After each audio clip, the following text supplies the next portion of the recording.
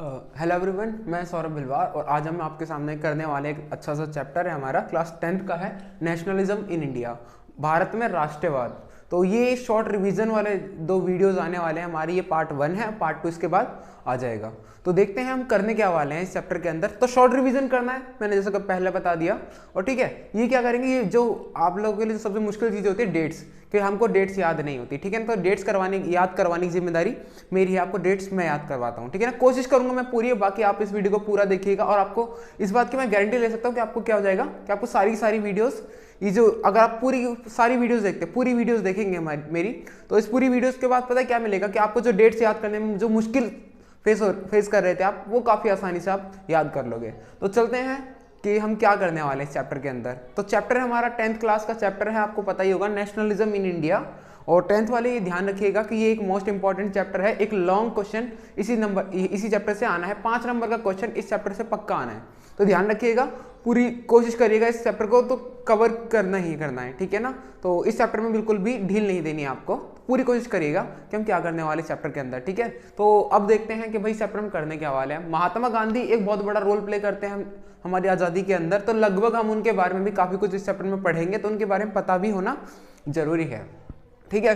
तो आज हम स्टार्ट करते हैं चैप्टर के बारे में कि क्या है। महात्मा गांधी पढ़ना ही है, तो महात्मा गांधी के बारे में पता होना चाहिए कि महात्मा गांधी का जन्म कब हुआ, ठीक है।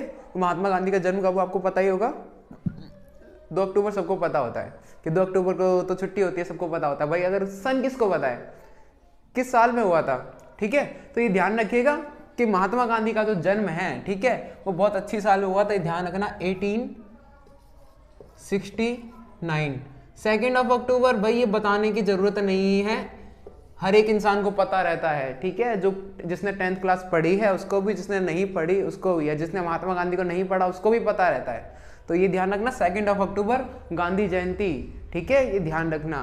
तो भाई अब गांधी जी के बारे में पढ़ना है, चलो भाई।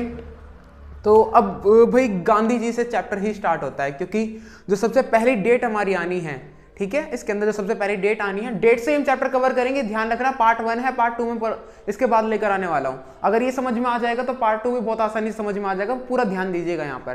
तो देखना हमारी शुरुआत कहाँ से होती है। जो शुरुआत होती है हमारी जो पहली डेट है, हमारी वो है हमारी 1909 पहली डेट है। इसके अंदर क्या हुआ था, इसके अंदर क्या, महात्मा गांधी के द्वारा एक किताब लिखी गई थी जिसका नाम था हमारा हिंद। भाई हिंदी इंग्लिश में ना मैं मिक्स करवाऊंगा, तो भाई हिंदी में भी लिखूंगा और इंग्लिश में भी लिखूंगा, दोनों में लिखूंगा। तो कोशिश करिएगा कि भाई दोनों को ध्यान से सुने। वैसे हिंदी इंग्लिश वालों को कोई समस्या नहीं होने देंगे, मैं कोशिश करूंगा मैं यही कि दोनों में से किसी को भी समस्या ना हो। तो 1909 में हिंद स्वराज लिखी गई। किसने लिखी थी, इसके राइटर कौन थे, महात्मा गांधी। तो ध्यान रखना, हिंद स्वराज राइटर कौन थे, महात्मा गांधी। तो ध्यान रखना भाई, गांधी जी की इसके राइटर थे, ठीक है। इस किताब के अंदर बहुत कुछ लिखा है। अब बहुत कुछ लिखा हो या ना लिखा हो, पर हमारे लिए 1 नंबर का क्वेश्चन यहाँ से बनता है कि महात्मा गांधी के द्वारा 1909 में कौन सी किताब लिखी गई थी, या फिर आपको किताब का नाम दे दिया जाएगा, पूछा जाएगा हिंद स्वराज के राइटर कौन है, लेखक का नाम बताइए, ठीक है। तो ध्यान रखिएगा, ये तो हो जाएगा हमारा। तो पहली डेट होगी हमारी, चलो। तो 1909 ये डेट याद कर लेना, महात्मा गांधी के द्वारा एक किताब लिखी गई, किताब का नाम था हिंद स्वराज, ठीक है। तो चलो अगली डेट पर आते हैं।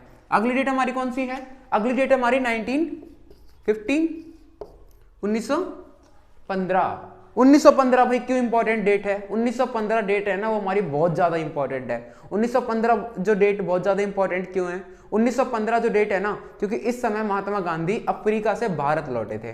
भाई 1915 में लौटे थे, कब लौटे थे, 1915, ठीक है। 1915 डेट क्या थी, तो डेट हम बताएंगे। तो डेट है हमारी 9 जनवरी। इस दिन हम क्या मनाते हैं, इस दिन हम एक सेलिब्रेट करते हैं, एक हमारे पास एक फेस्ट होता है, प्रवासी भारतीय दिवस।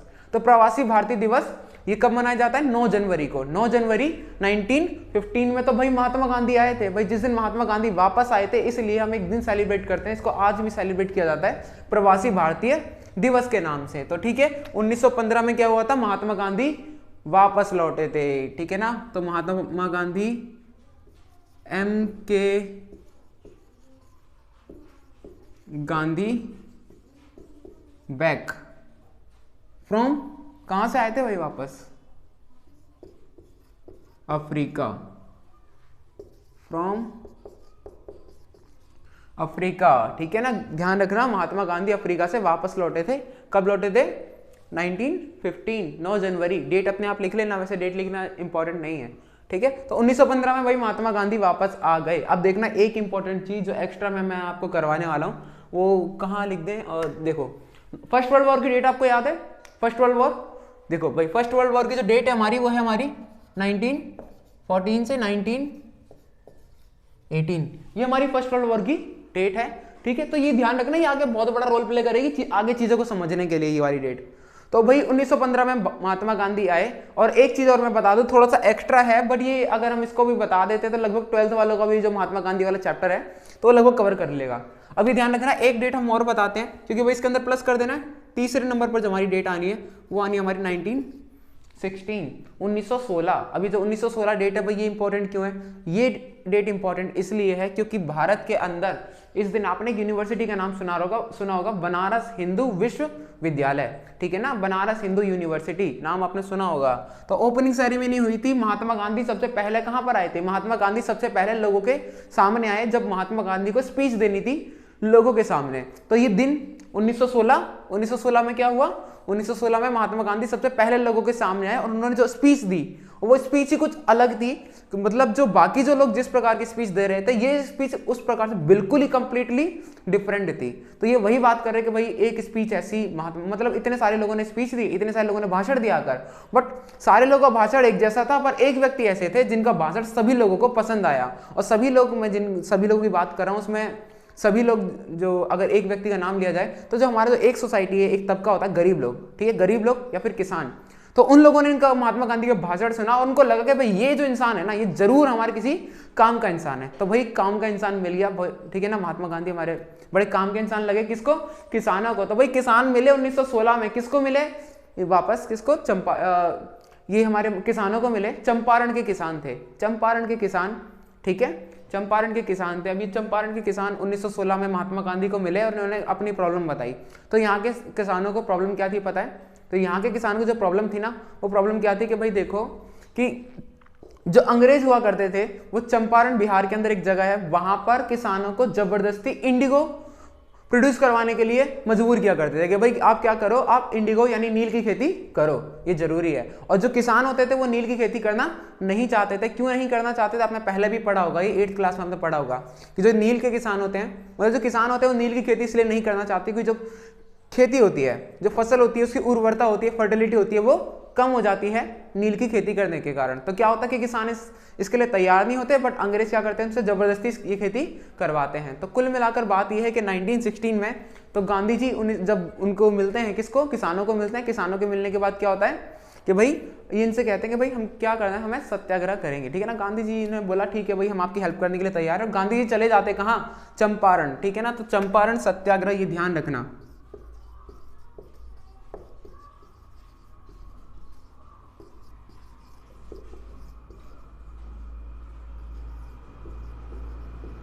चंपारण सत्याग्रह कब हुआ था? तो चंपारण सत्याग्रह 1916 लिखा हुआ है। अब ये इस डेट में यार थोड़ा सा कंफ्यूज भी हो जाते हैं लोग, है ना। इवन क्या करूं, मैं भी खुद कंफ्यूज हो जाता हूं कि 1916 भी कुछ किताबों में दे रखा है और कुछ एनसीईआरटी में ही 1917 भी दे रखा है। तो भाई कंफ्यूज मत हो ना, 1916 हम लेकर चलते हैं क्योंकि जहां पर भी ऐसे कॉन्फ्लिक्ट्स होते हैं कि भाई कहीं 16 कहीं 17, तो वहां से सवाल बनते नहीं है। बट ये क्या है कि आपको रेफरेंस में ये डेट याद करनी पड़ती है कि भाई महात्मा गांधी इस समय कहाँ थे, तो भाई दूसरा आंदोलन तो नहीं कर रहे होंगे। तो कुल मिलाकर वही चीज, इसके हमें रेफरेंस में ये डेट याद करनी होती है। यहाँ से सवाल बनना थोड़ा सा मुश्किल है, पर अगर बन भी जाता तो अच्छी बात है कि हमको तो पता है। तो चलो भाई, तो 1916 में क्या हुआ? 1916 में चंपारण सत्याग्रह हुआ। तो 1916 चंपारण सत्याग्रह। चलो भाई चौथी डेट याद करो। उम्मीद है कि 3 डेट याद होगी होंगी आपको, 1909, 1915 और 1916। तो ये डेट याद हो गई। तो अब इस डेट में देखिए कोई भी 1915, 1916। अब देखो 1900 अगली ही डेट, अगला प्लस कर दो भाई, 1917 में क्या हुआ था? 1917 में देखो एक बड़े काम की चीज कि भाई 1917 में ये जो वापस चीज है ना सत्याग्रह, यही हुआ था, ठीक है ना। बट चंपारण में नहीं हुआ था, सत्याग्रह कहीं और हुआ है। जो सत्याग्रह कहां पर हुआ है? खेड़ा, ठीक है। खेड़ा कहां पर है? खेड़ा एक जगह है गुजरात में, खेड़ा सत्याग्रह।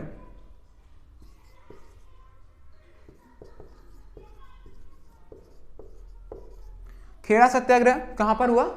खेड़ा सत्याग्रह हुआ हमारा गुजरात के अंदर, ठीक है। वहां पर क्या समस्या थी, वहां पर क्यों सत्याग्रह हुआ, तो देखो भाई वहां पर सत्याग्रह होने का कारण क्या था, कि वहां पर सत्याग्रह होने का कारण ये था कि भाई महात्मा गांधी जो हमारे थे, ठीक है, गुजरात से बिलोंग करते थे। तो गुजरात में भाई महात्मा गांधी यार उन्होंने क्या किया, अंग्रेजों को परास्त कर चुके हैं पहले 1916 के सत्याग्रह में, ठीक है ना। उन्होंने जो उनका मोटिव था वो क्या हुआ, अंग्रेजों ने कहा कि ठीक है भाई महात्मा गांधी ने बोला है तो ठीक ही है ना। तो महात्मा गांधी के सामने मतलब कुल मिलाकर ये था कि महात्मा गांधी की जो वैल्यू थी वो कुछ ज़्यादा थी, अंग्रेज उनकी बातें आसानी से मान लिया करते थे। अब ये बात अभी आसानी से मान रहे हैं, इसके पीछे कुछ कारण है, मैं आपको बताऊंगा थोड़ी देर बाद। तो देखना क्या है कि चंपारण सत्याग्रह हुआ, खेड़ा सत्याग्रह हुआ। भाई चंपारण सत्याग्रह, खेड़ा सत्याग्रह, चलो भाई दो सत्याग्रह हो गए, बहुत बढ़िया, मजा आ गया। अब इस मजे में देखो आपको क्या देखना है कि जो चंपारण सत्याग्रह हो चुका है इसमें महात्मा गांधी को जीत मिली है। खेड़ा सत्याग्रह गुजरात में खेड़ा नाम की जगह है, वहां पर क्या था कि वहां पर फसल खराब हो गई थी। मतलब क्या कि मानसून नहीं आया था। भाई जब मानसून नहीं आता तो भारत की कृषि आपको पता है कि एक ऐसी कृषि है जो कि मानसून के ऊपर डिपेंड करती है। तो भारत के अंदर भाई अब मान लीजिए बारिश नहीं पड़ी, फसल नहीं हुई, तो किसान जो टैक्स वो कहाँ से पे करेगा, जो किसान जो रेवेन्यू जो किसान को पे करना है वो कहाँ से पे करेगा। तो भैया ये तो समस्या है। तो अब जो वर्कर्स थे, जो किसान थे, वो क्या चाह रहे थे, वो चाह रहे थे कि भैया देखो कुल मिलाकर जब हमारी फसल नहीं हुई तो हम टैक्स कहाँ से पे करेंगे। तो अब इसी बात पर ठनी हुई थी, तो अंग्रेजों ने क्या किया, तो खेड़ा के जो किसान थे वो कहाँ पर आए, खेड़ा के जो किसान थे वो कहाँ पर आ गए, वापस आ गए। हमारे गांधी जी है भाई, इस टाइम गांधी एक भाई वाले रोल प्ले कर रहे हैं। भाई वाला रोल मतलब समझ रहे हो ना, कि भाई कहीं भी कोई भी समस्या होती है चलो भाई भाई को बुलाओ, है ना। भाई कौन है, महात्मा गांधी। तो भाई महात्मा गांधी आ गए यहाँ पर खेड़ा सत्याग्रह में, ठीक है। खेड़ा सत्याग्रह में महात्मा गांधी आए, और भाई महात्मा गांधी खेड़ा सत्याग्रह में जब आए यहाँ पर वापस, तो भैया इनको पता क्या देखने को मिला है, हमें एक बहुत अच्छी चीज देखने को मिलेगी कि भैया अंग्रेजों ने इनकी बात मान लिया, कहा ठीक है भाई चलो। तो खेड़ा सत्याग्रह भी जीत लिया, है ना। तो मतलब 2 साल 2 वॉर, मजे आ गए इनके। 5वीं लड़ाई देखो, 5वीं डेट भी ज्यादा अच्छी सी डेट है यार, 5वीं तो ये डेट, 3 डेट तो आराम से याद हो जाएगी। अभी जो 3 डेट है ये बड़े आराम से याद होने वाली है कि देखो अब हमें 1918 में क्या था, 1918 में फिर सत्याग्रह, या फिर कौन सा सत्याग्रह आ गया, अब एक सत्याग्रह आया जिसका नाम है हमारा अहमदाबाद सत्याग्रह, है ना। तो अहमदाबाद, यार स्पेलिंग में देख लेना, ठीक है, अहमदाबाद सत्याग्रह। अब ये अहमदाबाद सत्याग्रह में क्या था, अहमदाबाद कहाँ पर है, अहमदाबाद गुजरात में है, पता होगा आपको। तो भाई देखो अहमदाबाद सत्याग्रह के अंदर क्या हुआ, अहमदाबाद सत्याग्रह के अंदर हमें कुछ ऐसी चीज़ें देखने को मिली हैं।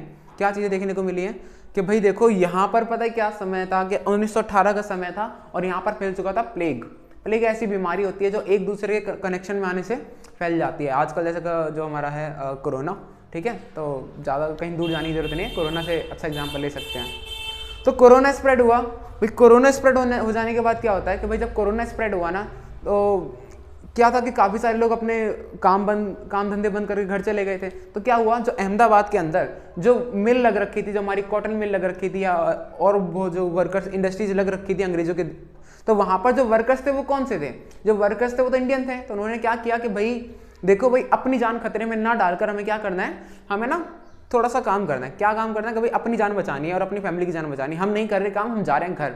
तो भाई अगर सारी फैक्ट्रियां बंद हो जाती तो वो तो भाई अंग्रेजी सरकार के फायदे के लिए आई थी, वो अपना फायदा देखती है, वो नहीं देखते कि भाई किसी की मृत्यु हो जाए तो उनको ज़्यादा फर्क नहीं पड़ता, ठीक है। तो वो क्या चाहती है, वो अपना फायदा चाहती है। उन्होंने कहा कि भाई आप काम करते रहिए, और जो आपकी सैलरी है वो हम क्या करेंगे, आपकी सैलरी को हम डबल कर देंगे, मतलब आपकी पगार बढ़ा देंगे। पगार को डबल कर दिया, सैलरी को डबल कर दिया। तो लोग सुना होगा ना कि पैसा तो सब कुछ है। तो पैसे के कारण क्या हुआ कि पैसे के कारण, पैसे के लालच के अंदर लोग आ गए और इसके अंदर फंस गए। चलो भाई पैसे के अंदर आए और लोगों ने काम करना चालू रखा। भाई क्या हुआ कि लोगों ने काम कर रखना चालू किया, और एक समय आया जैसे कोरोना खत्म होगा, आपको पता होगा, उम्मीद लगा रखी होगी, है ना, थिंक पॉजिटिव सुना होगा। तो इनके यहाँ पर प्लेग खत्म हो गया था 1918, प्लेग खत्म हो गया। और जब 1918 के अंदर प्लेग खत्म हो गया तो हमको पता क्या देखने को मिला, हमको एक चीज़ देखने को मिली कि भैया देखो अब तो बात ऐसी है कि हम तुमको सैलरी देंगे जितनी जो तुम्हारी बनती है, हम नहीं देने वाले आपको प्लेग बोनस। प्लेग बोनस क्या है, वो जो 50% सैलरी, मतलब जो सैलरी डबल की थी इन्होंने, वो उसको प्लेग बोनस बोला जाता है। तो प्लेग बोनस देने से उन्होंने मना कर दिया कि भाई हम प्लेग बोनस नहीं देंगे। अब भाई किसान वर्कर्स में और अंग्रेजों के बीच में ठन गई कि भैया आपने क्या किया, मतलब ये तो भाई हमने अपनी जान पर खेलकर आपके लिए काम किया, और आपने क्या किया कि जैसे ही खत्म हुआ आपने सब कुछ खत्म कर दिया, मतलब कि ठीक है चलो कोई दिक्कत नहीं है है ना, कि भाई और हमारे पास और वर्कर से काम करने के लिए, तो भाई हम लोग आपके काम आए थे उस समस्या में जब सारे लोग छोड़कर जा रहे थे, तो आपको क्या होगा, आपको बोनस देना होगा। प्लेग बोनस की इधर मांग हो रही थी, उधर अंग्रेज देने से मना कर रहे थे, तो स्ट्राइक्स हो रही थी। तो फिर यहाँ पर क्या हुआ, फिर गांधी जी की एंट्री होती है और फिर सत्याग्रह चलते हैं और गांधी जी सुलह करवाते हैं। गांधी जी सुलह क्या करवाते हैं, गांधी जी सुलह करवाएंगे कि भैया देखो बात ऐसी है कि प्लेग तो रहा नहीं, तो उतना तो नहीं दे पाएंगे बट कुछ थोड़ा बहुत तुम्हें दिलवा देंगे। तो क्या हुआ कि गांधी जी भी थोड़े समझदार व्यक्ति थे, तो गांधी जी ने दोनों की प्रॉब्लम को समझा और अंग्रेजों की भी बात मानी और वर्कर्स की भी बात मानी, और दोनों में कुछ परसेंटेज पर इनको रेडी कर दिया कि हाँ भाई ठीक है कि चलो सब कुछ बढ़िया है, चलने दो, ठीक है। तो अहमदाबाद सत्याग्रह में वर्कर्स को कुछ जो प्लेग बोनस में जिन लोगों ने काम किया था, प्लेग के समय काम किया था, उन लोगों को कुछ एक्स्ट्रा पैसा अंग्रेजों के द्वारा दिलवाने में हेल्प करी थी, ठीक है। तो अभी ध्यान रखना अहमदाबाद सत्याग्रह क्या था। तो तीनों सत्याग्रह आपको याद कर लेने हैं। पहला 1909, ठीक है, 1909 में क्या हुआ था, महात्मा गांधी के द्वारा किताब लिखी गई थी हिंद स्वराज। 1915 एम.के. गांधी, महात्मा गांधी, ठीक है ना, कहां से लौटे थे, अफ्रीका से वापस लौटे थे। 1916 चंपारण सत्याग्रह, चंपारण कहां पर है, बिहार के अंदर है, मैप के अंदर इंपॉर्टेंट सवाल बनता है, ध्यान रख लीजिएगा। 1917 खेड़ा सत्याग्रह, खेड़ा सत्याग्रह कहां पर है, खेड़ा है भैया हमारा गुजरात के अंदर। और अहमदाबाद, अहमदाबाद कहां पर है, अहमदाबाद है हमारा, ये भी गुजरात के अंदर, ठीक है भाई। सत्याग्रह तीनों याद कर लेना, पहला, दूसरा, तीसरा।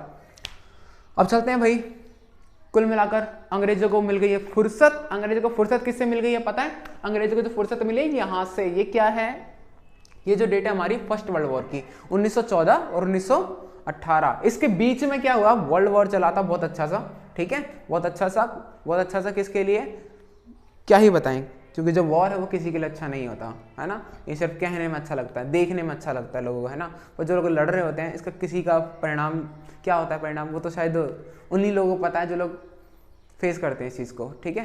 तो देखते हैं कि 1914 से लेकर 1914 से 18 यहाँ पर क्या हुआ है, 1914 से लेकर 18 तक फर्स्ट वर्ल्ड वॉर चला है हमारा। तो ब्रिटेन भाई यहाँ पर बिजी था, ब्रिटेन बिजी था, और उसके बीच में तीनों सत्याग्रह हुए, 1, 2, 3, ठीक है। तो अंग्रेजों को मिल गई फुर्सत कि भैया अब हम नहीं लड़ रहे हैं वर्ल्ड वॉर, ठीक है ना, वर्ल्ड वॉर हो गया खत्म, क्योंकि 1800 में खत्म हो गया, और 18 में इन्होंने क्या कर दिया, इन्होंने 1800 में इधर सॉरी 1918 में लगभग यहाँ तक ये जीते हैं। अब जैसे ही वर्ल्ड वॉर खत्म हुआ है, अंग्रेजों ने भारत के अंदर लगा देते हैं एक नई चीज जिसको बोला जाता है काला कानून। काला कानून, ठीक है, काला कानून लगा दिया जाता है। कौन सा एक्ट है भाई, काला कानून किसको बोला जाता है, ठीक है। तो ये कब आया था पहले देख लो, 1919, ठीक है ना, ब्रैकेट में लिखेंगे फैब, भाई फेवरेट महीना लोगों का फैब, कुछ लोगों का, सबका नहीं, फैब 1919 फैब 1919 फरवरी। यहाँ पर एक समय आया पता है क्या, कि भाई 1919 में यहाँ पर भाई आ जाता है रॉलेट एक्ट। तो भैया इंग्लिश और हिंदी वालों सेम रहेगा, तो तुम्हें परेशान होने की ज़रूरत नहीं है। रॉलेट एक्ट कब आया, 1919 फरवरी के अंदर भाई, ठीक है यार। इसके अंदर क्या था, रॉलेट एक्ट, इसको कहा गया था काला कानून। भाई इसको क्यों कहा गया काला कानून, देखो भाई मन कर रहा था हमारा काला कानून कहने का, है ना, काला दिन आया था, मतलब क्या था, रात में आया था, तो रात काली थी, तो हमने इसको काला कानून नाम रख दिया, ऐसा नहीं है भाई। सुनो भाई, काला कानून क्या है, काला कानून कहने का मतलब ये है कि ये कानून लोगों को बिल्कुल पसंद नहीं आया था। क्यों पसंद नहीं आया था, पसंद ना आने का कारण पीछे ये थे कि भाई देखो रॉलेट एक्ट लगा दिया गया। एक तो भाई हमारे जो सैनिक, इंडिया के जो लोग थे वो कहाँ पर थे, इंडिया के जो सैनिक पता है अंग्रेजों के लिए लड़ने के लिए गए थे भाई, ठीक है ना। फर्स्ट वर्ल्ड वॉर में अपनी जान गवा कर आ रहे हैं, जैसे वर्ल्ड वॉर खत्म होता है अंग्रेजों ने तो भैया मजे मार दिए। पता है क्या मजे मार दिए, अंग्रेजों ने सब कुछ दिखा दिया हमको कि हाँ भाई देखो हम किसी के सगे नहीं है। तो किसके सगे नहीं है, तो देखो कि भाई 1919 फरवरी रॉलेट एक्ट आया। रॉलेट एक्ट में इन्होंने तो कहा भाई कि देखो कुल मिलाकर अब हम आपके ऊपर लगा देंगे सेंसरशिप, ठीक है। सेंसरशिप का मतलब क्या है, सेंसरशिप का मतलब ये है कि देखो कोई भी हमारे अगर अगेंस्ट में बोलेगा,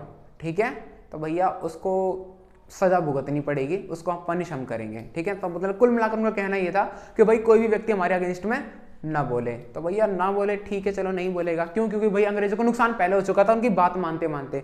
1, 2, 3 सत्याग्रह गांधी जी के द्वारा लड़े गए, तीनों में अंग्रेजों को उनकी बात माननी पड़ी, तो घटना भाई बहुत बेकार हुआ।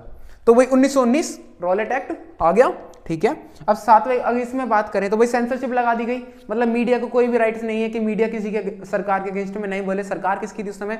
सरकार अंग्रेजों की थी। ये मत बोलते ना मोदी जी की सरकार थी, ठीक है ना। 1919 का टाइम है, ध्यान रख लेना। तो भाई 1919 रॉलेट एक्ट आया, सेंसरशिप लगा दी गई, ठीक है ना। और क्या हो गया कि आप अंग्रेजों के अगेंस्ट में कुछ भी नहीं कर सकते, कुछ भी नहीं बोल सकते भाई। कुछ भी बोलोगे तो भैया कूटे जाओगे, है ना। तो वो तो भाई बिल्कुल नहीं होना चाहिए। पर कोई नहीं यार, जो हुआ बहुत ही गंदा था। पर इसके बाद इन्होंने इसके अंदर चीज और थी जो कि बहुत ही गलत थी कि भाई अगर आप अंग्रेजों के विरोध कर रहे हो, है ना, और आप कर रहे हो या नहीं हो, बट अगर आपके ऊपर शक है, और अगर आपके ऊपर शक है ना, तो आपको शक के आधार पर भी कम से कम आपको 2 साल की जेल होगी। वही शक के आधार पर आपको 2 साल की जेल होगी। तो कहने का मतलब समझ रहे हो ना कि शक के आधार पर 2 साल की जेल। भाई पहले तो तुम जेल में आओ, फिर पूछेंगे तुम्हारे से हाँ भी तुम्हारी गलती थी या नहीं थी, है ना। मतलब एक भीड़ जा रही थी, भीड़ क्या थी, अंग्रेजों का विरोध कर रही थी, पीछे अंकल आ रहे थे, और अंकल जा रहे थे। अंकल क्यों जा रहे थे कि भाई उन अंग्रेजों को लगा कि भाई भीड़ तो पकड़ नहीं पाएंगे, एक व्यक्ति जा रहा है, इसको पकड़ लो। बाद में पता चला कि अंकल पैकेट वाला दूध लेने जा रहे थे, क्योंकि थाली हाथ में कुछ था नहीं ना। एक तो पैकेट वाला दूध होता है, खुला वाला दूध होता है। जो खुला वाला दूध होता है हाथ में, तो अपने पास एक बर्तन होता है इसके अंदर लेने जाते हैं। तो भाई सबूत था नहीं उनके पास। फिर उन्होंने क्या हुआ भाई, उन्होंने बाद में पूछा कि हाँ भाई क्या जा रहे थे, तो उन्होंने बोला भाई हम तो दूध लेने जाते। उन्होंने तुम्हारे पास बर्तन तो था नहीं। उन्होंने कहा भाई हम तो पैकेट वाला दूध लेने जाते। अंग्रेज भूल गए थे। कुल मिलाकर 2 साल तक की जेल अंकल ने फ्री में खा ली। तो अब ये ध्यान रखना ना, पैकेट वाला दूध लेने गए थे जो अंकल, उनको 2 साल बाद छोड़ा, ठीक है। क्योंकि प्रावधान ही ये था कि जो भी पकड़ा गया ना भाई 2 साल बाद ही पूछेंगे आपसे कि आप सही हो या गलत हो। अगर सही हो भाई, अगर आपने कोई जुर्म किया है, अगर आप अंग्रेजों के विरुद्ध में हो तो भाई ध्यान रख लेना कि, तो अगर आप अंग्रेजों के विरुद्ध में हो ना, तो भाई क्या ध्यान रखना आपको, फिर तो आपको ध्यान रखना है कि भाई बात ऐसी है कि आप अंग्रेज के विरुद्ध में थे, तो आपने जो किया बिल्कुल गलत किया और आपको इसकी सजा होगी, ठीक है। तो 2 साल बाद सुनवाई होगी, ध्यान रखना, है ना। वकील भी आपके कोई वकील भी नहीं होगा, कोई दलील भी नहीं दे सकता। तो भाई क्या करोगे, बेकार कानून है ना रॉलेट एक्ट। इसको वापस करने के लिए जगह जगह भारत के अंदर हड़ताल हुई, स्ट्राइक्स हुई। महात्मा गांधी पूरे जोश में थे। पर क्या हुआ कि भाई एक अच्छा सा मौका नहीं मिला। तो अब क्या हुआ, भारत के अंदर कुछ उग्रवादी नेता, ठीक है, उग्रवादी नेता मतलब बढ़िया व्यक्ति हैं, इन्होंने आज़ादी के लिए बहुत बढ़िया काम किया। अब उग्रवादी शब्द इनके लिए अच्छा नहीं है, मतलब ये उग्र हो जाते हैं जल्दी, थोड़ा गुस्से में आ जाते हैं। तो ठीक है भाई, गुस्से में आ गए, हो जाने दो, आने दो गुस्से में। तो व्यक्ति कौन है पता है हमारे, लाल बाल पाल, ठीक है ना। लाला लाजपत राय, बिपिन चंद्र पाल और बाल गंगाधर तिलक, ये भारत के अलग अलग राज्यों से बिलोंग करते थे, ठीक है। ये भारत के अलग अलग राज्यों से बिलोंग कर सकते थे, बट रॉलेट एक्ट के तहत ये कहीं भी क्या नहीं कर सकते। ये रॉलेट एक्ट के तहत कहीं भी मीटिंग नहीं कर सकते बाहर। खुले में हम मीटिंग करेंगे तो भैया धर लिए जाएंगे। तो उन्होंने कहा नहीं भैया ऐसा नहीं, ठीक है। तो ये जो व्यक्ति थे हमारे तीनों के तीनों, इन तीनों व्यक्तियों ने मतलब क्या किया, इन तीनों के तीनों व्यक्तियों ने कुल मिलाकर मजे मार दिए कि भाई कहाँ पहुंचे। इन्होंने कहा भाई खुले में मीटिंग करेंगे तो पकड़े जाएंगे, तो पकड़ा तो जाना नहीं है, फायदा क्या, फिर आज़ादी कौन दिलाएगा, है ना। अंग्रेजों के नाक में दम कौन करेगा, ठीक है। तो अंग्रेजों को हराने के लिए अच्छा खासा जिम्मा इनके पास था, उन्होंने बहुत अच्छा रोल प्ले किया। तो चलो भाई कि क्या किया इन्होंने तो पता क्या किया इन्होंने,